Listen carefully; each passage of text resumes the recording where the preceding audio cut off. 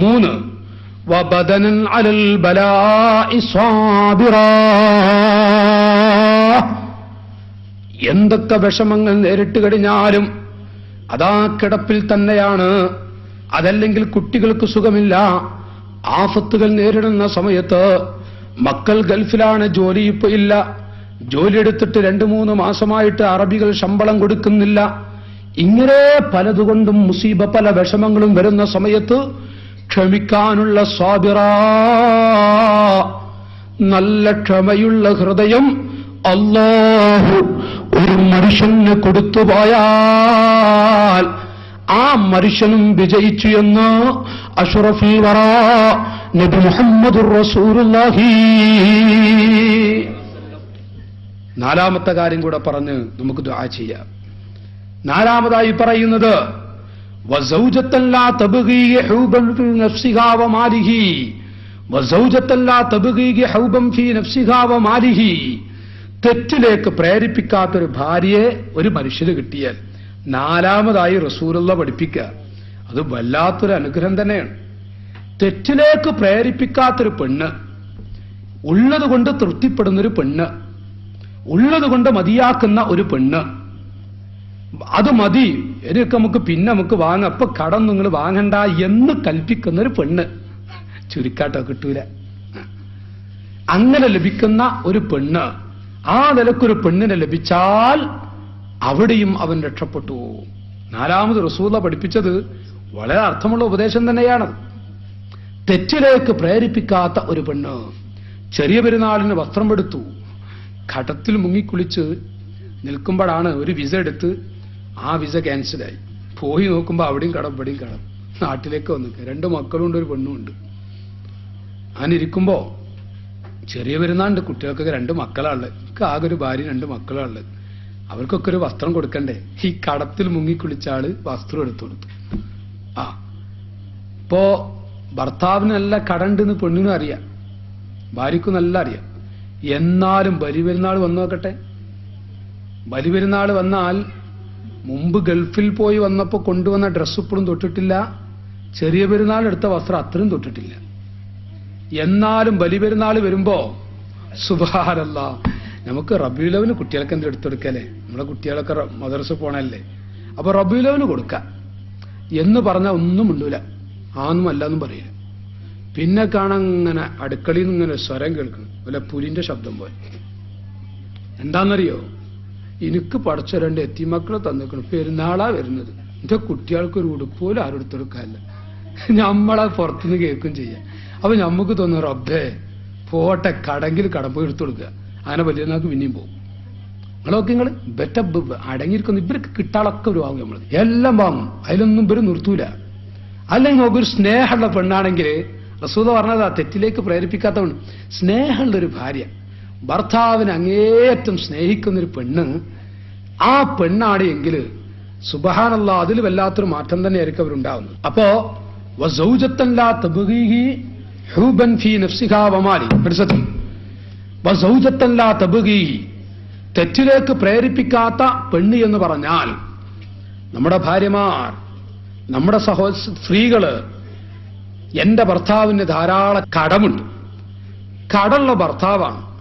എന്റെ ഭർത്താവ് അഥവാ പെട്ടെന്ന് വല്ലതും സംഭവിച്ചാൽ റബ്ബേ എന്റെ ഭർത്താവിന്റെ കടം വീട്ടിൽ കൊടുക്കുക അല്ലാഹ്. ഒരു പെണ്ണ് ഭർത്താവിനെ സ്നേഹിക്കുന്നവളാണെങ്കിൽ അവൾ ദുആ ചെയ്യും. നമ്മളെ കാണുമ്പോൾ തരുന്ന കൂട്ടണ്ട കേട്ടോ നിങ്ങള്, അതപ്പം മനസ്സിലാക്കി. നമ്മളെ കണ്ണ് തെറ്റിയാ അവരെ മനസ്സ് വേറെ ആയിരിക്കും. ആ ദുആ എല്ലാം നിങ്ങൾ കൂട്ടണ്ട. നമ്മളെ കാണുമ്പോൾ നമ്മളെങ്ങനെ പൊക്കണിറ്റുണ്ടല്ലോ, നമ്മളെ മുഖത്ത് നോക്കിയിട്ട് ഇങ്ങനെ പൊക്കണ്, നമ്മൾ പൊങ്ങാൻ നിൽക്കരുത്, അത് നമ്മൾ മനസ്സിലാക്കണത്. നമ്മളില്ലാത്തപ്പോ പൊക്കണം, അപ്പോഴാ ഇതൊക്കെ അർത്ഥമുള്ളൂ. നമ്മളുള്ളപ്പോഴും ആരായിരിക്കണം എന്നൊക്കെ പറഞ്ഞാൽ നമ്മളിങ്ങനെ പൊങ്ങാൻ നിൽക്കരുത്, നമ്മൾ നല്ല മനസ്സിലാക്കേണ്ടതാണൊക്കെ. ഇതൊക്കെ ഞാൻ വെറുതെ പറയുന്നല്ല കേട്ടോ. അപ്പോ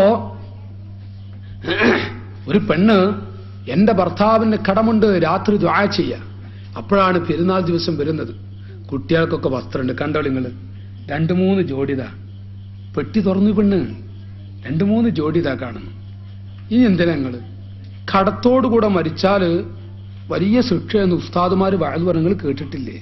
ഭാര്യ നമ്മളോട് പറയാ, നിങ്ങൾ കട ആക്കരുത്, പിന്നെ നിങ്ങൾ ആഴ്ചയിൽ 1-2 പ്രാവശ്യമൊക്കെ ഇറച്ചി കൊടുന്നാൽ മതി. എന്തിനാ ഞങ്ങൾ അവിടുന്ന് പോയി കടം വാങ്ങിക്കൊണ്ട് വേണ്ട, ഇവിടെ ഇങ്ങനൊക്കെ മതി. കടക്കെ വീടിയിട്ട് നമുക്ക് കഴിക്കാം. പ്രയാസാണ്, വളരെ ചുരുക്കാണ്. എന്നാലും കേട്ടോളി, ഒരു സ്വാലിഹത്തായ പെണ്ണ് ആ പെണ്ണിന്റെ അടയാളമായി പറയാ.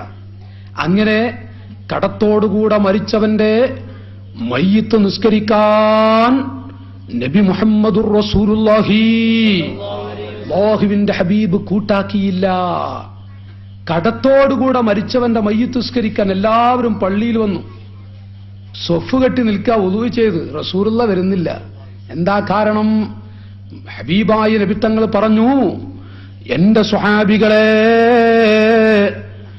ആ മരിച്ചു കിടക്കുന്ന മയ്യിത്തിന് കടമുണ്ട്. കടത്തോടുകൂടെ മരിച്ചവന്റെ മയ്യിത്ത് നിസ്കരിക്കാൻ ഞാനില്ല. നിങ്ങൾ നിസ്കരിച്ചോ. സ്വഹാബത്ത് പറഞ്ഞു, തങ്ങളെ, ഞങ്ങളുടെ കൂട്ടുകാരന്റെ കടം ഞങ്ങൾ വീട്ടാം. എത്ര കടമുണ്ട് എങ്കിലും ഞങ്ങൾ വീട്ടാം.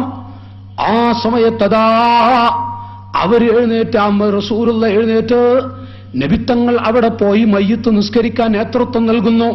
നിസ്കാരം കഴിയുന്നു. അവിടുന്ന് ചോദിക്കുന്നു, നബിയേ, ഹംസത്തുൽ കറാറിനെ പോലെ കരട് പോലും ദീനിന് വേണ്ടി സമർപ്പിച്ചുകൊണ്ട് വിട പറഞ്ഞ ആ ഹംസത്തുൽ കറാറിനെ പോലെയുള്ള ആളുകള് ഷഹീദായി മരിച്ചു, വീണ്ടും ജീവിക്കുന്നു, വീണ്ടും മരിക്കുന്നു, വീണ്ടും ജീവിക്കുന്നു, ഷഹീദായി വീണ്ടും മരിക്കുന്നു. ആ മനുഷ്യന്മാർക്ക് രക്ഷയില്ലയോ? റസൂലുള്ളാഹിന്റെ മറുപടി, കടമുണ്ടോ? പ്രയാസമാൻ. യുഗ്ഫറുൽ ഷഹീദ് ജമീഉ ദുനൂബ് ഇല്ല ദൈൻ. സ്വഹാബികളെ, ഷഹീദായി മരിച്ച ആളുകൾക്ക് അല്ലാഹു മുഴുവൻ ദോഷങ്ങളും പുറത്തു കൊടുക്കുന്നതാണ്. ഇല്ല ദൈൻ, കടമെടുത്ത്. ഇന്ന അഅ്ലമ ദുനൂബി ഇൻദല്ലാഹി അദ്ദൈൻ. അല്ലാഹുവിന്റെ അടുക്കൽ ഏറ്റവും വലിയ ശിക്ഷ ഏതാ? കടത്തോടുകൂടെ മരിക്കലാണ്. നബി മുഹമ്മദുർ റസൂലുള്ള പഠിപ്പിച്ച കണ്ടത് കടത്തോടുകൂടെ മരിച്ചാൽ വലിയ ശിക്ഷയാണ്. ഒരു ഭാര്യ ഭർത്താവിനോട് പറയാ, കടത്ത് നിങ്ങൾക്കുണ്ടാക്കരുത്, ഉള്ള കടം വീട്ടാൻ നോക്കുക, ഉള്ളതുപോലെ നമ്മൾ ജീവിക്കുക, അത്ര ആഡംബരമൊന്നും വേണ്ട, എനിക്ക് ഈ വസ്ത്രമൊക്കെ മതി, ഈ ഒരു കൊല്ലം എനിക്ക് വസ്ത്രം വേണ്ട, ഒന്നും വേണ്ട. ഈ നിലയ്ക്ക് തെറ്റിലേക്ക് പ്രേരിപ്പിക്കാത്ത, എന്റെ ഭർത്താവിന് കടബാധ്യത ഉണ്ടാവരുതെന്ന് ക്ഷണിക്കുന്ന ഒരു പെൺകുട്ടിയെ അള്ളാഹു കൊടുത്താൽ അവിടെയും രക്ഷപ്പെട്ടു. മുഹമ്മദുർ റസൂലുള്ളാഹ്. ഞാനൊരു ഉദാഹരണം പറയാം. ഇനി ബാക്കിങ്ങൾ ഉണ്ടാക്കുക. ബാക്കിയുള്ള രൂപത്തിലൊക്കെ പർദ്ദരിക്കാത്ത നമ്മളെ വീട്ടിൽ പർദ്ദരിക്കാത്ത സ്ത്രീകളാണോ? ഉള്ള പർദ്ദന്റെ ശരീരത്തിന്റെ വണ്ണവും നിറവും വെളിവാക്കത്തക്ക വിധത്തിൽ നടക്കുന്നവളാണോ? ഒരു കാര്യമില്ല. നിങ്ങൾക്ക് നമ്മക്കൊരു കാര്യമില്ല. വീട്ടിൽ ബർക്കത്തുമില്ല, കുടുംബത്തിലും ബർക്കത്തില്ല, എപ്പോഴും കലഹായിരിക്കും. ഞാൻ ആ ഭാഗത്തേക്ക് കിടക്കുന്നില്ല. നമ്മൾ ശ്രദ്ധിക്കുക. നമ്മുടെ വീട്ടിലുള്ള നമ്മുടെ പെൺകുട്ടികൾ, നമ്മുടെ ഭാര്യമാർ, അവരുടെ റൂട്ടും അവരുടെ ശൈലിയും എന്താണ് എന്നുള്ളതും വിലയിരുത്തുക. തെറ്റിലേക്ക് പ്രേരിപ്പിക്കാത്ത, തെറ്റിലൂടെ നടക്കാത്ത പെൺകുട്ടികൾ ലഭിച്ചാൽ അവിടെയും രക്ഷപ്പെട്ടു. ഞാൻ എന്റെ സഹോദരിമാരോട്, എന്റെ പ്രിയപ്പെട്ട ഉമ്മമാരോട് ഒരു വാക്കോർമ്മപ്പെടുത്തുകയാണ്. സയ്യിദത്ത് മഹദിയായ ബീവി ഫാത്തിമ, സ്ത്രീകളെ, ഇന്ന് നിങ്ങളോട് വഅദ് പറയുമ്പോ കുറെ ഞങ്ങൾക്ക് പറയാനുണ്ട്. എത്ര സ്ത്രീകളാ പർദ്ദ ധരിച്ച് നടക്കുന്നത്, പക്ഷേ അവരുടെ മഫ്ത തലയിലല്ല, തോളിലാണുള്ളത്. എത്ര സ്ത്രീകളാണ് പർദ്ദ ധരിച്ച് നടക്കുന്നത്. ആ പർദ്ദ ധരിക്കുമ്പോ റസൂലുള്ളാഹിനെ മറക്കുന്ന പർദ്ദയല്ലയോ? നബിത്തങ്ങളെ ധിക്കരിക്കും വിധത്തിൽ ഒരു ഫാഷനായി പർദ്ദ ധരിച്ച് നടക്കുന്ന എത്ര സ്ത്രീകളുണ്ടോ? അതുപോലെ ശരീരമൊക്കെ വെളിവാക്കി ലജ്ജയില്ലാതെ, ഉടുപ്പില്ലാതെ അന്യ പുരുഷന്മാരോട് സംസാരിച്ച് ലജ്ജ നഷ്ടപ്പെട്ടു പോയവൾ നാട്ടിന് ശാപമാണ്. ഹയാ നഷ്ടപ്പെട്ടു പോയ പെണ്ണ് നാട്ടുകാർക്ക് ശല്യമാണ്, എല്ലാവർക്കും ശല്യമാണ് എന്ന് മഹാനായ നബി സല്ലല്ലാഹു അലൈഹി വസല്ലം മുഖേന പണ്ഡിത ലോകം പഠിപ്പിച്ചിട്ടുണ്ട്. എങ്കിൽ എന്റെ സഹോദരങ്ങളെ, ഈ രാജ്യത്തുള്ള എന്റെ മുസ്ലിമീങ്ങളെ, ലജ്ജയില്ലാതെ നടക്കുന്ന പെണ്ണുങ്ങൾ, സ്ത്രീകൾ ധാരാളമുണ്ട്, ധാരാളമായി കണ്ടുവരുന്നു. എന്റെ ഈ നാട്ടിലുള്ള ഉമ്മമാർ, ഇത് ചെറിയൊരു ഗ്രാമമായതുകൊണ്ട് ലജ്ജയുള്ളവരാണ് സ്ത്രീകളൊക്കെ. അങ്ങാടിയിൽ താമസിക്കുന്ന സ്ത്രീകളായിരിക്കും കൂടുതൽ ലജ്ജ നഷ്ടപ്പെട്ടവര്. ഇവിടെയൊക്കെ ലജ്ജയുള്ളവരായതുകൊണ്ട് ഉമ്മമാരെ, ജീവിതത്തിൽ നിങ്ങൾ നല്ലതുപോലെ ദീനുണ്ടാക്കാൻ വേണ്ടി, ദീനിയായി നടക്കാൻ വേണ്ടി ഞാനൊരു കാര്യം ഓർമ്മപ്പെടുത്തുന്നു. നിങ്ങളുടെ നടത്തത്തിലും ഇരുത്തത്തിലും നിങ്ങളുടെ വീട്ടിലും പുറത്തുമൊക്കെ റസൂലുള്ളാഹി തങ്ങളുടെ പൊരുത്തം ലഭിക്കണമെന്നുള്ള ശൈലിയിൽ നിങ്ങൾ നടക്കുക. ആ ശൈലിയിലാണ് നിങ്ങൾ ജീവിക്കേണ്ടത്. മഹദിയായ ബീവി ഫാത്തിമ റളിയല്ലാഹു തആല അൻഹാ, ഫാത്തിമ എന്ന സഹോദരി ലോകത്തോട് വിട പറയാൻ അടുക്കുകയാണ്. അതേ അലി ഇബ്നു അബീ ത്വാലിബ് റളിയല്ലാഹു അൻഹു അവിടുന്ന് ഈ വഫാത്താകുന്ന രംഗം കണ്ടപ്പോ ഫാത്തിമ തിരിച്ചുകൊണ്ട് അലി ഇബ്നു അബീ ത്വാലിബിനോട് പറഞ്ഞ രണ്ട് കാര്യങ്ങളുണ്ട്. എന്റെ പ്രിയപ്പെട്ട ഭർത്താവായ അലിയേ, എന്റെ ഭർത്താവേ, നിങ്ങളോട് എനിക്ക് രണ്ട് കാര്യങ്ങൾ പറയാനുണ്ട്. ആരാണ് സ്ത്രീകളെ പറയുന്നത്? അല്ലാഹുവിന്റെ ഹബീബിന്റെ കരളാണ്. ഫാത്തിമത്തു സയ്യിദത്തു നിസാഇ അഹ്ലിൽ ജന്ന, സ്വർഗത്തിലെ മുഴുവൻ സ്ത്രീകളുടെയും നേതാവ് എന്റെ കരളായ ഫാത്തിമയാണ് എന്ന് മുഹമ്മദുർ റസൂലുള്ളാഹി നബി തങ്ങൾ വിശേഷിപ്പിച്ച കരളാണ് പറയുന്നത്. എന്താണെന്നറിയോ? എന്റെ ഭർത്താവേ, ഞാനങ്ങ് മരിച്ചാൽ എന്റെ ഉമ്മ മരണപ്പെട്ടുപോയി, എന്റെ പിതാവും മരണപ്പെട്ടുപോയി, അങ്ങനെ ഉമ്മയും ഉപ്പയുമൊക്കെ മരണപ്പെട്ടു. എനിക്ക് അവരുടെ അരികിലേക്ക് പോകണം. ഞാൻ എന്റെ കുട്ടികളെ സമാധാനപ്പെടുത്തുകയാണ്. ഈ പാവപ്പെട്ട എന്റെ മക്കൾ ഉമ്മയില്ലാത്ത കുട്ടികളാകാൻ പോവുകയാണ്. എന്റെ ഹസൻ ഹുസൈൻ എന്ന മക്കളെ ഓർക്കുമ്പോ എനിക്ക് വേദനയുണ്ട്. എന്റെ ഉപ്പയുടെ അരികിലേക്ക് പോകാൻ അതിയായ ആഗ്രഹവുമുണ്ട്. ഞാനങ്ങ് മരണപ്പെട്ടാൽ അലിയെ, നിങ്ങളൊരു കാര്യം ചിന്തിക്കേണ്ടതുണ്ട്. നമ്മുടെ ഈ മദീനയിൽ ജനാസ കൊണ്ടുപോകുന്ന മയ്യിത്ത് കെട്ടിലുണ്ടല്ലോ, അതിന് മൂടിയില്ല. മൂടിയില്ലാത്ത മയ്യിത്ത് കെട്ടിലാണ്. നിങ്ങളങ്ങ് കൊണ്ടുപോകുന്ന സമയത്ത് ജനാസ കൊണ്ടുപോകുമ്പോ എൻ മയ്യിത്ത് കെട്ടിലിന് മൂടിയുള്ളത് എവിടെയാണ് എന്ന് തെരഞ്ഞുപിടിച്ചു. ഇന്നാലിന്ന രാജ്യത്ത് മൂടിയുള്ള മയ്യിത്ത് കെട്ടിലുണ്ട്, മറയുള്ള മയ്യിത്ത് കെട്ടിലുണ്ട്. അത് കൊണ്ടുവന്ന് എന്നെ മറവ് ചെയ്യണം. അത് കൊണ്ടുവന്ന് അതിൽ എന്നെ കൊണ്ടുപോയി മറവ് ചെയ്യണേ ഭർത്താവേ. അലി ഇബ്നു അബീ ത്വാലിബ് റളിയല്ലാഹു അൻഹുവിനോട് പറഞ്ഞിട്ട് രണ്ടാമതായി പറയുന്നത്, യാ സൗജി, ഞാൻ രാവിലെ മരിച്ചാൽ നിങ്ങൾ രാത്രിയാണ് മറവ് ചെയ്യേണ്ടത്. രാത്രി മരിച്ചാലും രാത്രി തന്നെ മറവ് ചെയ്യണം. രാവിലെ മരിച്ചാലും രാത്രി നീട്ടിവെക്കേണ്ടതുണ്ട്. എന്നെ പകല് നിങ്ങൾ മറവ് ചെയ്യല്ല. അലി റളിയല്ലാഹു അൻഹു ചോദിച്ചു, എന്റെ ഫാത്തിമ, എന്താ നിങ്ങൾ അങ്ങനെ പറയുന്നത്? മരണപ്പെട്ടാൽ, മരിച്ചു കഴിഞ്ഞാൽ എന്തിനാണ് മൂടിയുള്ള മയ്യിത്ത് കട്ടിൽ കൊണ്ടുപോകണമെന്ന് പറയുന്നത്? എന്റെ ഭർത്താവേ, ഒരു പെണ്ണിന്റെ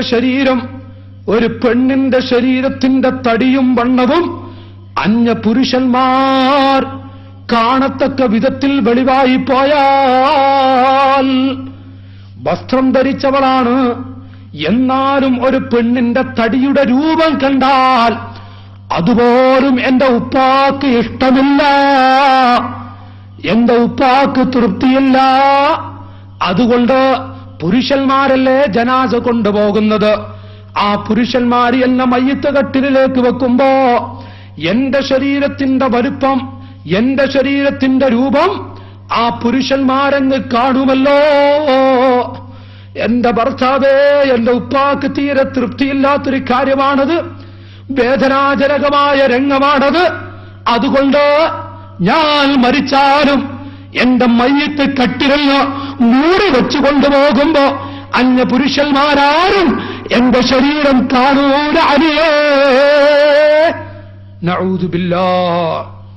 മഹ്ദിയായ ബീവി ഫാത്തിമ റളിയല്ലാഹു അൻഹാ മരിച്ചാൽ മയ്യത്ത് കട്ടിലിന് മൂടി വെച്ചിട്ട് വേണം എന്നെ കൊണ്ടുപോകാൻ. എന്റെ ശരീരത്തിന്റെ എന്നെ കഫൻ ചെയ്ത് കുളിപ്പിച്ച് എന്റെ ശരീരത്തിൽ തുണിക്കഷ്ടം കൊണ്ട് പൊതിഞ്ഞാലും എന്റെ ശരീരത്തിന്റെ രൂപം കാണില്ലേ പുരുഷന്മാർ, അതുപോലും എന്റേത് കാണാൻ പാടില്ല എന്ന് പറഞ്ഞ ഫാത്തിമ റളിയല്ലാഹു അൻഹാ, ആ ഫാത്തിമയുടെ അനുയായികളാണ്, ഫാത്തിമയുടെ പിൻഗാമികളാണ്.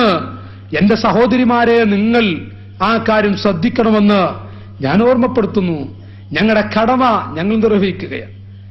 ഏത് സ്ഥലത്ത് ചെല്ലുമ്പോഴും എന്റെ ഉമ്മമാർക്ക് വേണ്ടി എന്തെങ്കിലും ഒരു വാക്ക് പറഞ്ഞിട്ട് ഞാൻ വാഴ്ന്നു നിർത്തൂ. ആ നിലക്ക് എന്റെ കടമ ഞാൻ നിർവഹിക്കുകയാണ്. രണ്ടാമത് ചോദിച്ചു, രാത്രി എന്തിനാ എന്നെ മറവ് ചെയ്യാൻ?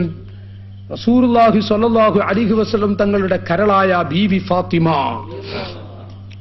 ഫാത്തിമ റളിയല്ലാഹു അൻഹയോട് അലി ഇബ്നു അബീ ത്വാലിബ് റളിയല്ലാഹു അൻഹു ചോദിക്കുകയാണ്, ഓ മോളെ, അല്ലയോ ഫാത്തിമ, എന്തിനാണ് നിങ്ങൾ രാത്രി മറവ് ചെയ്യണം എന്ന് പറയാനുള്ള കാരണമെന്ത്? അവിടുന്ന് പറയുന്നു, അല്ലയോ എന്റെ പ്രിയപ്പെട്ട ഭർത്താവേ, രാത്രി എന്നെ മറവ് ചെയ്യുന്ന സമയത്ത് അത് പകലാണ് എങ്കിൽ എത്ര പുരുഷന്മാർ ഖബറിലേക്ക് ഇറക്കി വെക്കുമ്പോ എന്റെ ശരീരത്തിന്റെ വലുപ്പവും ശരീരത്തിന്റെ രൂപവും കാണും. അത് രാത്രിയാണ് എങ്കിൽ കൂടുതൽ ആളുകൾക്ക് കാണാൻ കഴിയൂലല്ലോ. സുബ്ഹിക്ക് മരണപ്പെട്ടാലും എന്നെ രാത്രിയെ മറവ് ചെയ്യാവൂ. ബഹുമാനപ്പെട്ട മഹ്ദിയായ ബീവി ഫാത്തിമ റളിയല്ലാഹു തആല അൻഹാ അതാ അലി ഇബ്നു അബീ ത്വാലിബ് റളിയല്ലാഹു അൻഹുവിനോട് പഠിപ്പിച്ചു കൊടുക്കുന്നുവെങ്കിൽ, അലി ഇബ്നു അബീ ത്വാലിബിന് പറഞ്ഞു കൊടുക്കുന്നുവെങ്കിൽ, എന്റെ സ്ത്രീകളെ, എന്റെ നല്ലവരായ പാവപ്പെട്ട സഹോദരിമാരോട് ഈ രണ്ട് കാര്യം മരണം വരെ നിങ്ങളുടെ ഹൃദയത്തിൽ ഉണ്ടാവാൻ വേണ്ടി, നിങ്ങൾ സൂക്ഷിക്കാൻ വേണ്ടി ഞാനിതാ ഈ കാര്യം സൂചിപ്പിക്കുകയാണ്. മരിച്ചാൽ പോലും എന്റെ ശരീരത്തിന്റെ നിറം കാണരുത്, എന്റെ ശരീരത്തിന്റെ രൂപം കാണരുത് എന്ന് പറഞ്ഞവരുടെ കൂടെ സ്വർഗത്തിൽ കിടക്കണോ? മഹാനായ സുബൈർ റളിയല്ലാഹു തആല അൻഹു, സുബൈറിന് റസൂലുള്ള ഒരു വസ്ത്രം കൊടുത്തപ്പോ ആ വസ്ത്രം പിറ്റേ ദിവസം നബി തങ്ങളുടെ അരികിലേക്ക് ചൊല്ലുമ്പോ, മോനെ സുബൈറേ, എവിടെയാണ് ആ വസ്ത്രം വെച്ചത്? നിങ്ങള് എവിടെയാ ഞാൻ നൽകിയ വസ്ത്രം? എന്റെ ഭാര്യയ്ക്ക് കൊടുത്തിട്ടുണ്ട്. ഉടൻ തന്നെ റസൂലുള്ളാഹിന്റെ മറുപടി, സുബൈറേ, ആ വസ്ത്രത്തിന് അത്ര കട്ടിയില്ല, ഓടി ചെന്നിട്ട് അത് സ്വന്തം ധരിക്കരുത്, അതിന്റെ കൂടെ ഒന്നും കൂടി കൂട്ടിയിട്ട് ധരിക്കാൻ പറയണേ തങ്ങളെ. ഇത് പഠിപ്പിച്ച നേതാവിന്റെ അനുയായികളാണ് നമ്മൾ, ഇത് പഠിപ്പിച്ച നേതാവിന്റെ മക്കളാണ് നമ്മൾ. ഈ കാര്യം എന്റെ സ്ത്രീകൾ ഓർക്കണമെന്ന് എന്റെ അനുജന്മാരോട് ഞാൻ ഓർമ്മപ്പെടുത്തുന്നു, എന്റെ സുഹൃത്തുക്കളോട് ഞാൻ ഓർമ്മപ്പെടുത്തുന്നു. രാത്രികളിലൊക്കെ നമ്മളെങ്ങനെ നടന്ന് അങ്ങുമിങ്ങും സഞ്ചരിച്ച് ദീൻ മറക്കുന്നൊരവസ്ഥ വല്ലാതെ വന്നിരിക്കുകയാണ്. നാടുകളിലൊക്കെ നടക്കുന്ന വൃത്തികേടുകൾ കാണുന്ന സമയത്ത് കൽബ് പൊട്ടുന്നില്ല എന്റെ ചെറുപ്പക്കാരെ? എത്ര കുട്ടികളുടെ കൽബാണ് പൊട്ടിക്കൊണ്ടിരിക്കുന്നത്, വേദനിച്ചുകൊണ്ടിരിക്കുന്നത്. പടച്ചറബ്ബിനെ പേടിയുള്ള എത്ര മക്കളാ കരയുന്നത്? 12 വയസ്സ് പ്രായമുള്ള ആൺകുട്ടികൾ അതേ പിതാക്കളെ നിങ്ങളുടെ മക്കളാണ്, മദ്രസയിലേക്ക് പോകുന്ന മക്കളാണ്. 5ാം ക്ലാസ്സിൽ പഠിക്കുന്ന കുട്ടികൾ കള്ളു കുടിക്കുന്നു എന്ന് കേട്ടാൽ, ഓ മനുഷ്യരെ, നിങ്ങൾക്ക് വേദനയില്ലേ? 12 വയസ്സ് പ്രായമുള്ള കുട്ടികൾ കഞ്ചാവിന് അടിമപ്പെട്ട് നടക്കുന്നു. നമ്മുടെ രാജ്യത്തെക്കുറിച്ചാണ് ഞാൻ പറയുന്നതെന്ന് ഓർക്കുക. 12 വയസ്സ് പ്രായമുള്ള കുട്ടികൾ ലഹരികൾക്കടിമപ്പെട്ട് ജീവിക്കുന്നു എന്ന് പറഞ്ഞാൽ ഇത് ഉൾക്കൊള്ളാൻ നമുക്ക് കഴിയുന്നുണ്ടോ? നമ്മുടെ നാടിന്റെ അവസ്ഥയൊന്ന് പരിശോധിക്കുക. രാത്രി 10 മണിക്ക് വീട്ടിൽ വന്നണയാതെ റോട്ടിലൂടെ നടക്കുന്ന മക്കൾ, അവരാണ് കഞ്ചാവിന്റെ അടിമകളായി മാറുന്നത്, അവരാണ് ലഹരികൾക്കടിമപ്പെട്ടു പോകുന്നത്, അവരാണ് മുഴുവൻ വൃത്തികേടിനും അടിമപ്പെട്ടു പോകുന്നത് എന്റെ അനുജന്മാരെ അരുത്. റസൂലുള്ളാഹിനെ മറന്നു പോകണ്ട. പരിശുദ്ധ ദീനുൽ ഇസ്ലാമിനെ ധിക്കരിക്കരുത്. 12, 14, 18 വയസ്സ് പ്രായമുള്ള കുട്ടികള് ഇസ്ലാമിനെ അവഹേളിച്ചുകൊണ്ട് രാത്രിയതാ വീട്ടിൽ വന്നണയാതെ നടക്കുമ്പോ എവിടെയാ എന്റെ ആൺമക്കൾ പോയിരിക്കുന്നത്? നോക്കാൻ മാതാപിതാക്കൾക്ക് സമയമില്ല. ഏത് ഉമ്മാക്കാണ് സമയമുള്ളത്? ഏത് പിതാവിനാണ് സമയമുള്ളത്? ഞാനിതാ ഈ സമയത്ത് ഓർമ്മപ്പെടുത്തുന്നു. ശ്രദ്ധിക്കാൻ വേണ്ടി, സൂക്ഷിക്കാൻ വേണ്ടി നിങ്ങൾ അറിയിക്കുകയാണ്. എന്റെ പിതാക്കളെ, നിഅമുല്ലില്ലാഹി അലൽ ഇബാദി കസീറത്തുൽ വഅജല്ലഹുന്ന നജാബത്തുൽ ഔലാദി. അല്ലാഹു നമുക്ക് ചെയ്യുന്ന അനുഗ്രഹങ്ങൾ ഏറ്റവും വലുത് നമ്മുടെ മക്കൾ സ്വാലിഹീങ്ങളായി തീരുക എന്നുള്ളതാണ്. നമ്മുടെ മക്കൾ കഞ്ചാവിന് അടിമപ്പെടാതെ നടക്കുക എന്നുള്ളതാണ്. നമ്മുടെ മക്കൾ ലഹരികൾക്ക് അടിമപ്പെടാതെ നടക്കുക എന്നുള്ളതാണ്. അങ്ങനെ നടക്കുന്ന കുട്ടികൾ അല്ല നമ്മുടെ മുഖത്ത് കൈവെക്കുന്ന മക്കളാണോ? നമ്മുടെ മുഖത്ത് കൈവെക്കുന്ന മക്കളാണോ? അള്ളാഹു കാക്കുമാറാവട്ടെ.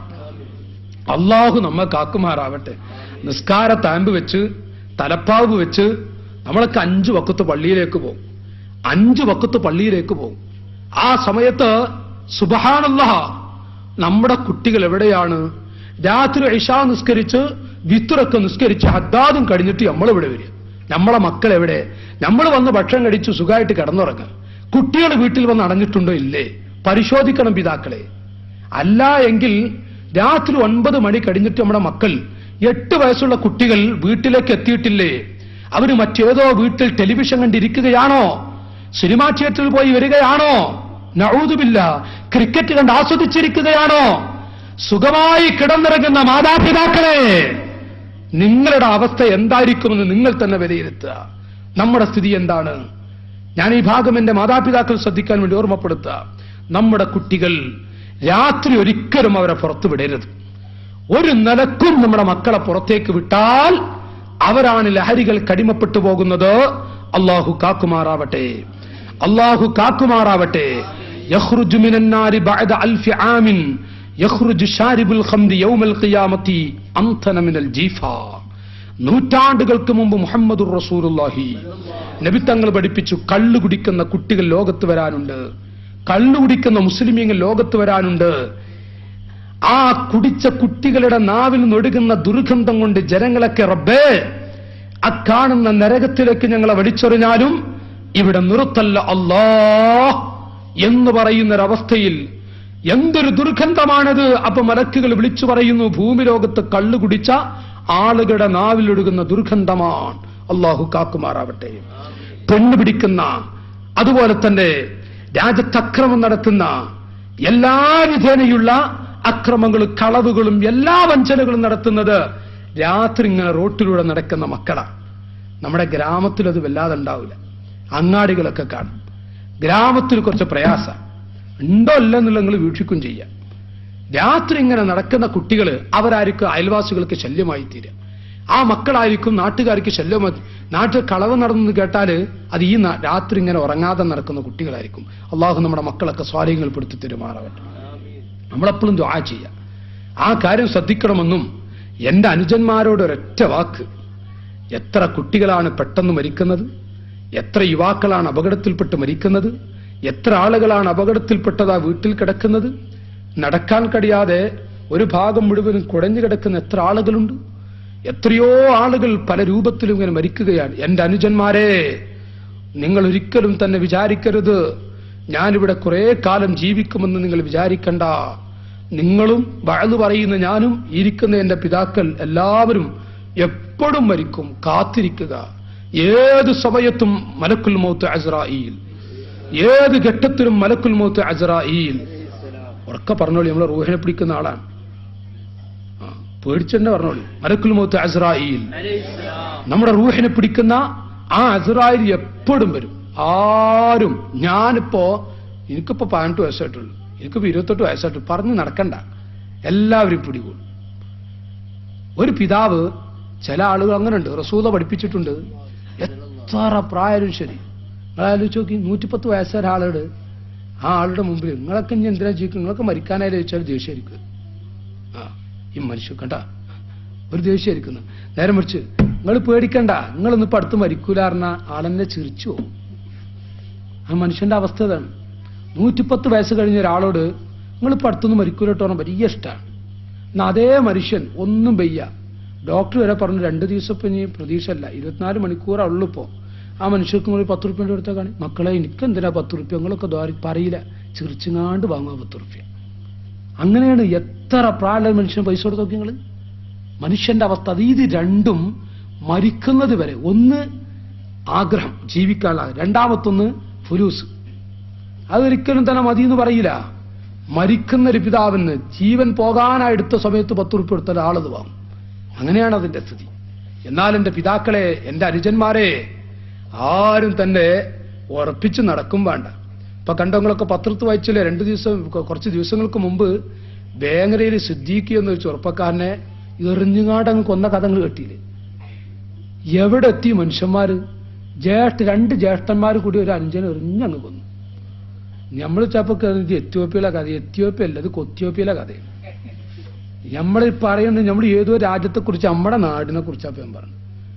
ഇത് മനുഷ്യന്മാർക്ക് ഉൾക്കൊള്ളാൻ കഴിയുമോ?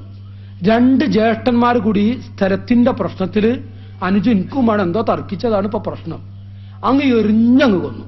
ഉമ്മയും വാപ്പയൊക്കെ നോക്കിക്കുക. അല്ലെ ഉമ്മയും വാപ്പയ്ക്ക് എന്താ പടച്ചോന്റെ കുട്ടി കൊന്നിട്ട് ഇങ്ങനെ മേപ്പിട്ട് വെക്കാൽ ഒരു രക്ഷയില്ല. ജ്യേഷ്ഠന്മാർ കൂടി അങ്ങ് എറിഞ്ഞു കൊന്നു. നമ്മുടെ മലപ്പുറം ജില്ലയിൽ മറ്റു മതങ്ങളല്ലേ നമ്മളെ മക്കള്. ഇതിലും വലിയ വൃത്തികെട്ടൊരു സ്വഭാവം എന്താണ് ആലോചിച്ച് നോക്കും പിതാക്കളെ. എറിഞ്ഞു കൊല്ലാന്നൊക്കെ പറഞ്ഞാൽ. എന്നാൽ എന്റെ ചെറുപ്പക്കാരുടെ ഓർമ്മപ്പെടുത്തുക, നമ്മളൊക്കെ സൂക്ഷിക്കുക. ഏത് സമയത്തും എപ്പോഴും വരാം. മലക്കുൽ മൗത്ത് അസ്രാഈൽ അലൈഹിസ്സലാം, നബിയുല്ലാഹി സുലൈമാൻ നബിയുടെ അടുത്ത് ഒരു ചെറുപ്പക്കാരൻ അങ്ങനെ വെക്കുക. അപ്പൊ ഒരാളിങ്ങനെ തുറപ്പിച്ച് നോക്കി വന്നിട്ട്, ഇങ്ങനെ തുറപ്പിച്ച് നോക്കാനറിയില്ല. ഒന്ന് പറയാം, കണ്ണുറുട്ടി നോക്കാന്ന്. നിങ്ങൾ എന്താ കണ്ണുറുട്ടി നോക്കാറിനറിയില്ലേ? ആ അങ്ങനെ തന്നെ കണ്ണുറുട്ടി നോക്കി. അപ്പൊ ആളങ്ങ് പോയിട്ടോ.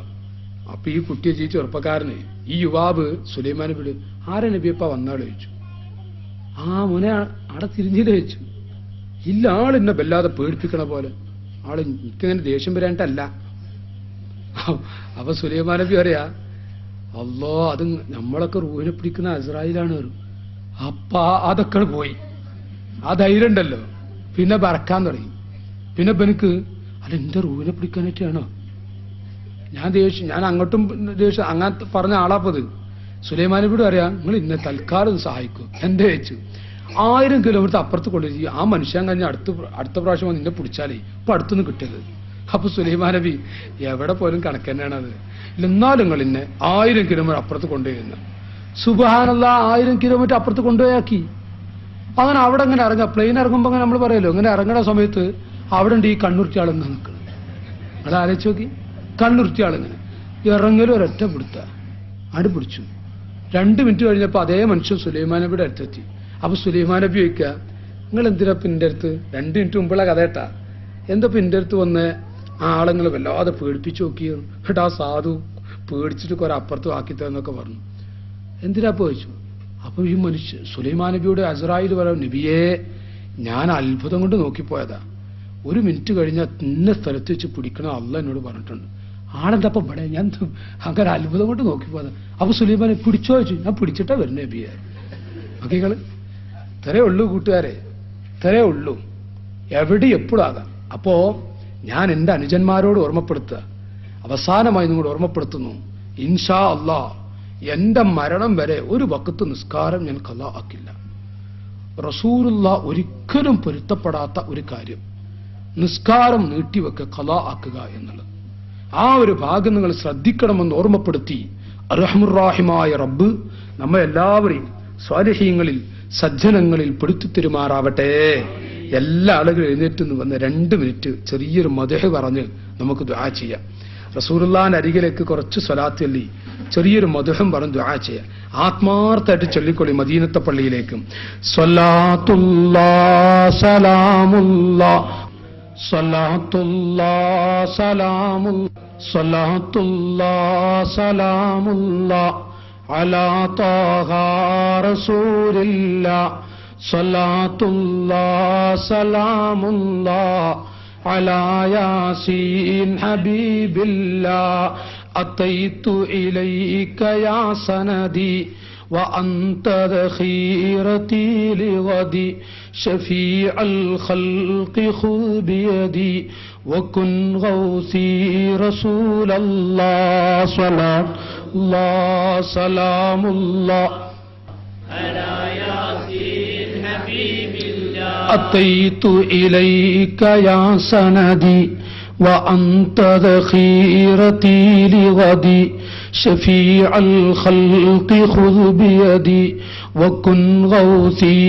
رسول الله صلاة الله سلام الله على طه رسول الله صلاة الله سلام الله على ياسين حبيب الله إلهي سلم الأمة من الآفات والنقمة ومن هم ومن غمة بأغر البدير يا الله صلاة الله سلام الله على طه رسول الله صلاة الله سلام الله على ياسين حبيب إلهي سلم الأمة من الآفات والنقمة ومن هم ومن غمة بأهل البدير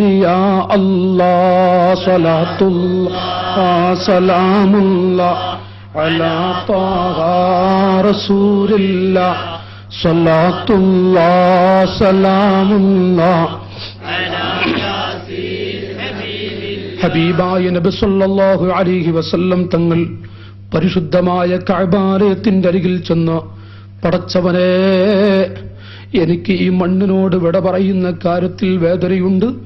പക്ഷേ ഈ നാടിനോട് വിട പറയേണ്ടുന്ന അവസ്ഥയാണ്. എത്ര ആളുകളാ കല്ലെടുത്തെറിയുന്നത്, എത്ര ആളുകളാ ചീത്ത വിളിക്കുന്നത്. ആ നബിത്തങ്ങൾ മക്കയോട് വിട പറയുന്ന അവസ്ഥയിലെത്തി. അവിടുന്നൊരു സുജൂദ് ചെയ്യാൻ തലയങ്ങോട്ട് താഴ്ത്തിയപ്പോ ചീഞ്ഞളിഞ്ഞ ഒട്ടകത്തിന്റെ കുടൽമാലകൾ കഴുത്തിലിട്ട് തലവെക്കാൽ കഴിയാത്ത റസൂലുള്ളാഹ് അവിടുന്ന് കണ്ണുനീരൊടുക്കിയിട്ട് അല്ലാ, അതാ കരളായ ഫാത്തിമോടി വന്നു, ഉപ്പാ കരയരുത്, അവിടുന്ന് കരയണ്ട. ആ നേതാവ് എഴുതേറ്റിട്ട് റബ്ബേ, പാവങ്ങളാൻ സാധുക്കളാൻ അറിയാത്തത് കൊണ്ട് ചെയ്തു പോവുകയാണ്, എന്നെക്കുറിച്ച് അറിയാത്തതിന്റെ പേരിൽ പറയുകയാണ്, നീ അവർക്ക് പുറത്തു കൊടുക്കുക അല്ലാ. സിദ്ദീഖിന്റെ മുഖത്ത് ആഞ്ഞടിച്ചപ്പോ നടക്കാൻ കഴിയാതെ റോഡരികിൽ കിടക്കിയിരിക്കുമ്പോ ആ സിദ്ദീഖിനെ വഴിയിൽ കണ്ട സുബയ്യത്തും ഷൈബത്തിനെ പോലെയുള്ള ആളുകൾ ചെന്ന്, അബൂബക്കറെ, മുഹമ്മദ് എന്ന് വിളിക്കുമോ? എടോ, എന്റെ മാര് നിങ്ങൾ ചവിട്ടി നിന്നാലും എന്നെ നിങ്ങൾ കഷ്ടമാക്കിയെടുത്താലും എന്റെ കൽബിലുള്ള റസൂലുള്ളാഹ്, എന്റെ ഹൃദയത്തിലുള്ള ഹബീബുള്ളാഹ്, ആ പേരിനെ കുറിച്ച് മുഹമ്മദ് എന്ന് പറയിപ്പിക്കാൻ എടോ ഇത്തുബത്തെ നിനക്ക് കഴിയടോ എന്ന് ചോദിച്ചപ്പോ ഇരുമ്പ് കട്ടമെടുത്ത് മുഖത്തടിച്ചിട്ട് അവസാനം മനുഷ്യന്റെ രൂപമാവരുതി എന്ന് പറഞ്ഞ് അതാ റോഡരികിലങ്ങി കിടത്തിയപ്പോ ഒന്നുമില്ലാതെ തളർന്നു കിടക്കുന്ന സമയത്ത് മോനെ സിദ്ദീഖേ എന്ന് പറഞ്ഞ് കണ്ണുനീരൊടുക്കി ഉമ്മ ആ കുഞ്ഞിന്റെ അരികിൽ വന്ന് വെള്ളം കൊടുക്കുമ്പോ, ഉമ്മ ഞാൻ കുടിക്കൂല ഉമ്മ, എന്റെ പൊന്നു നബിക്ക് വെള്ളം കിട്ടിയിട്ടുണ്ടോ? എന്റെ ഹബീബ് വെള്ളം കുടിച്ചിട്ടുണ്ടോ? ഉമ്മയോട് ചോദിക്കാൻ സ്നേഹം, ആ സ്നേഹം അങ്ങ് പ്രകടിപ്പിച്ചുവെങ്കിൽ എന്റെ കൂട്ടുകാരെ, സിദ്ദീഖിന്റെ മുഖത്തടിച്ച രംഗമങ്ങ് റസൂലുള്ള കണ്ടപ്പോഴും സാധുക്കളാണ്, അവർക്ക് പുറത്തു കൊടുക്ക റഹ്മാൻ. ചെറുപ്പക്കാരെ, കാരുണ്യത്തിന്റെ നേതാവ് അങ്ങനെ ദുആ ചെയ്തുവെങ്കിൽ അതാ കുറെ സമയം ശത്രുക്കളുടെ വരയിൽ പെട്ടുകൊണ്ട് നിസ്കരിക്കാൻ പോലും കഴിയാതെ വന്ന ഒരു വഖത്ത് നിസ്കരിക്കാൻ സമയമങ്ങ് തെറ്റിയപ്പോ ഇതുവരെ ദുആ ചെയ്ത ആ കാരുണ്യത്തിന്റെ നേതാവ് റബ്ബേ നീ അവർക്ക് കൊടുക്കുക അല്ലാഹ്. എന്റെ ഒരു വഖത്ത് നിസ്കാരം ഖളാ ആക്കിപ്പോയില്ലേ, അവിടുന്ന് കേടായി ദുആ ചെയ്തുവെങ്കിൽ എന്റെ അനുജന്മാരെ ആ നേതാവ് പഠിപ്പിക്കുകയാണ്, സ്വഹാബികളെ നിങ്ങളൊക്കെ യുദ്ധത്തിന് ഒരുങ്ങിത്തിരിക്കുമ്പോ അതാ ശക്തിയായി യുദ്ധം നടക്കുകയാണ്. ശത്രുക്കൾ നിങ്ങളുടെ കൺമുമ്പിലുണ്ട്, കിബിലയുടെ ഭാഗത്ത് ശത്രുക്കളുണ്ട്. അവര് പോയിട്ട് നിസ്കരിക്കാമെന്ന് കരുതിയിട്ട് നിങ്ങളങ്ങനെ പിന്തിച്ചു. പക്ഷേ നിസ്കാരം പിന്തിക്കും തോറും അവര് പോകുന്നില്ല. നിസ്കാരത്തിന്റെ സമയം തെറ്റുന്നുവെങ്കിൽ യാ റസൂലല്ലാഹ്, ഞങ്ങൾക്ക് ശത്രുക്കൾ പോകാൻ വേണ്ടി പോകുന്നത് വരെ ആ നിസ്കാരം മറ്റൊരു വഖത്തിലേക്ക് നീട്ടിവെച്ചുകൂടെ? ഹബീബായ മുഹമ്മദുർ റസൂലുള്ളാഹി നബി സല്ലല്ലാഹു അലൈഹി വസല്ലം തങ്ങൾ പറയുന്നു, സ്വഹാബികളെ നിസ്കാരം മാറ്റിവെച്ചുകൊണ്ടുള്ള ഒരു ധീരന്റെ പ്രവർത്തനം ആവശ്യമില്ല. സ്വഹാബികളെ നിസ്കാരം മാറ്റിവെച്ചുകൊണ്ടുള്ള യുദ്ധം വേണ്ട. നിങ്ങളങ്ങ് നിസ്കരിക്കാൻ നിൽക്കണം. ആ സമയത്ത് കിബിലയുടെ ഭാഗത്ത് ശത്രുക്കളുണ്ടോ? ഒന്നാം സഫുകാര് സുജൂദിലേക്ക് പോകുമ്പോ രണ്ടാം സഫുകാര് സുജൂദ് ചെയ്യാതെ നിൽക്കട്ടെ. രണ്ടാമത്തെ സഫുകാര് സുജൂദിലേക്ക് പോകുന്ന സമയത്ത് ഒന്നാം സഫുകാര് നിൽക്കട്ടെ. എന്തിനാണ് ശത്രുക്കൾ നിങ്ങൾ അരികിലേക്ക് വരുമോ അത് നോക്കാൻ വേണ്ടി. എന്നാലും ഒരു വഖത്ത് നിസ്കാരം മറ്റൊരു വഖത്തിലേക്ക് നീട്ടിവെക്കല്ല മക്കളെ. സ്വഹാബികളെ വിളിച്ചിട്ട് റസൂലുള്ള പറയാ, സ്വഹാബത്ത് പറഞ്ഞു, നബിയേ ശത്രുക്കൾ ഞങ്ങളുടെ പിൻഭാഗത്താണെങ്കിലോ നിസ്കാരം മാറ്റിവെക്കല്ല. ഒരു വിഭാഗം കിബിലയിലേക്ക് തിരിയുമ്പോ ശത്രുക്കൾ പിൻഭാഗത്തുണ്ട് എങ്കിൽ അങ്ങോട്ട് തിരിയേണ്ടി വന്നാൽ തിരിഞ്ഞാലും നിസ്കാരം മാറ്റിവെക്കരുത് എന്ന് പഠിപ്പിച്ച മുഹമ്മദുർ റസൂലുള്ളാഹ്. റോഡരികിലൂടെ നടക്കുമ്പോ ആ സമയത്ത് അപകടത്തിൽപ്പെട്ടു. കൈകാലുകൾ 4 ഭാഗത്തായി കിടക്കുകയാണ്. പ്രിയപ്പെട്ട മുസൽമാൻ, നീ പിടഞ്ഞുകൊണ്ടിരിക്കുന്ന സമയം, നിന്റെ കൈകാലുകൾ കഷ്ടങ്ങളായി ചിതറിക്കിടക്കുന്ന സമയം, ആ സമയത്താണ് ഒരു വഖത്ത് ആ സമയത്താണ് നിന്റെ നാട്ടിലെ പള്ളിയിൽ നിന്ന് ഹയ്യാല സ്വലാഹ് ആ ബാങ്കുളി കേൾക്കുന്നതെങ്കിൽ, ഓ മുസൽമാൻ, നിന്റെ ആ വഖത്ത് മറ്റൊരു വഖത്തിലേക്ക് നീട്ടിവെക്കല്ല. നിൽക്കാൻ കഴിയില്ലെങ്കിൽ ഇരുന്ന് നിസ്കരിക്കുക, ഇരിക്കാൻ കഴിയില്ലെങ്കിൽ കിടന്ന് നിസ്കരിക്കുക. കിടക്കാനും കഴിയുന്നില്ല, അത്രയും വലിയ മുറിവുകളാണ്. മോനെ, ഒരു വഖത്ത് നിസ്കാരം മറ്റൊരു വഖത്തിലേക്ക് നീട്ടിവെക്കരുത്. നിന്റെ കണ്ണുകൊണ്ട് ആംഗ്യം കാണിച്ച് നിസ്കരിക്കണം. ആംഗ്യം കാണിച്ച് നിസ്കരിക്കാൻ കണ്ണൊന്ന് അനക്കാൻ കഴിയുന്നില്ല, അത്രയും വലിയ മുറിവുകളാണ്. എന്റെ ചെറുപ്പക്കാരെ, ഖൽബ് കൊണ്ട് നിസ്കരിക്കണം. എന്നാലും ഒരു വഖത്ത് നിസ്കാരം മറ്റൊരു വഖത്തിലേക്ക് നീട്ടിവെക്കല്ല. അങ്ങനെ നീട്ടിവെക്കുന്ന കുട്ടിക്ക് റസൂലുള്ളാഹിയുടെ കൈകൊണ്ട് വെള്ളം ലഭിക്കുകയില്ല. ലാ യൽമഉ ബഅദഹാ അബദാ.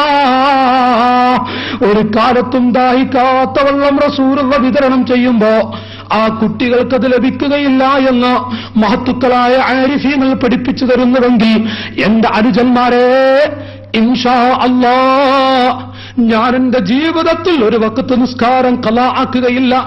എവിടെ പോകുന്നുവെങ്കിലും ബാങ്ക് കേട്ടാൽ പള്ളിയിൽ ചെന്ന് നിസ്കരിച്ചിട്ടേ മറ്റു കാര്യങ്ങൾ ഏർപ്പെടുകയുള്ളൂ. തീരുമാനിക്കണമെന്ന് ഓർമ്മപ്പെടുത്തി അർഹമുർ-റാഹിമായ റബ്ബ് സ്വാലിഹീങ്ങളിൽ, സജ്ജനങ്ങളിൽ നമ്മെ എല്ലാവരെയും പെടുത്തിത്തരുമാറാവട്ടെ. ബദരീങ്ങളുടെ ഹക്ക് കൊണ്ട് 5 വഖത്ത് നിസ്കാരം നിലനിർത്തുന്നവരിൽ അല്ലാഹു നമ്മെ പെടുത്തുമാറാവട്ടെ. ആമീൻ എന്ന് ദുആ ചെയ്ത് സലാത്ത് ചൊല്ലി നമുക്ക് ദുആ ചെയ്യാം. ഒരു യുദ്ധത്തിന് പോകാൻ നോക്കുമ്പോ കയ്യിലൊന്നുമില്ല, ഒരു പന്തലിടാൻ കാശില്ല. അപ്പൊ റസൂൽ എല്ലാവരും വിളിച്ചിട്ട് നിങ്ങളെ കയ്യിൽ വല്ലതും ഉണ്ടോ? നമുക്ക് ചെറിയ പന്തൽ വേണ്ടേ? എന്റെ സിദ്ദീഖിനും ഉമറിനൊക്കെ നിൽക്കാൻ ഒരു പന്തൽ വേണ്ടേ? പന്തലില്ല. ഇങ്ങനത്തെ വല്ലതും ഉണ്ടോ ചോദിച്ചു. അള്ളാഹുവിന്റെ റസൂൽ കൈ നീട്ടിയപ്പോ ഓടി എല്ലാവരും. എന്തിനാണെന്നറിയോ? കാശെടുക്കാൻ. സിദ്ദീഖ് എല്ലാം എടുത്തു, ഉമർ ഫാറൂഖും ഉസ്മാനും ഒക്കെ കൊണ്ടുവന്നു. സിദ്ദീഖുൽ അക്ബറിന് ഒന്നും പറയാൻ കഴിയും. പോയി മെല്ലെ വീട്ടിൽ ചെന്നു. അറിയാം വീട്ടിലൊന്നുമില്ല. വീട്ടിൽ ചെന്നിട്ട് പറഞ്ഞു, മോളെ മക്കളെ റസൂല കാശ് വയ്ക്കുന്നുണ്ട്, എന്തെങ്കിലും ഇവിടെ ഉണ്ടോ? അപ്പൊ ഒന്നുമില്ല. കുടുംബങ്ങളും വീട്ടിലുള്ള ഭാര്യയും കുട്ടികളൊക്കെ എന്ത് പറയും? ആ സമയത്ത് അതാ അവിടെ കട്ടിലിന്റെ ചുവട്ടിൽ കുറച്ച് ഗോതമ്പ് മണിയുണ്ട്. അതങ്ങനെ പെറുക്കി എടുത്തു കൊടുത്തു. മോള് അതെടുത്തിട്ട് ഇങ്ങനെ വരുന്നുണ്ട്. സിദ്ദീഖേ നിങ്ങളത്ത് വല്ലതും ഉണ്ടോ? അതാ റസൂലുള്ളാഹിക്ക് കൊണ്ടുപോയി കൊടുക്കുന്നു. ഇതല്ലാത്ത ഒന്നുമില്ല. ആ സമയത്ത് അവിടെ നിന്ന് പറഞ്ഞു, സിദ്ദീഖേ വീട്ടിൽ എന്തുണ്ട്? അങ്ങും അള്ളയുണ്ട്, വേറെ ആരുമില്ല. ആ ഗോതമ്പ് മണി എടുത്തു കൊടുത്തപ്പോൾ റസൂല പറഞ്ഞു, സിദ്ദീഖേ നിങ്ങൾ ഈ നൽകിയതാണ് എന്റെ ഉമറും ഉസ്മാനും ഒക്കെ നൽകിയതിനേക്കാളും വലുത്. പേടിക്കണ്ട.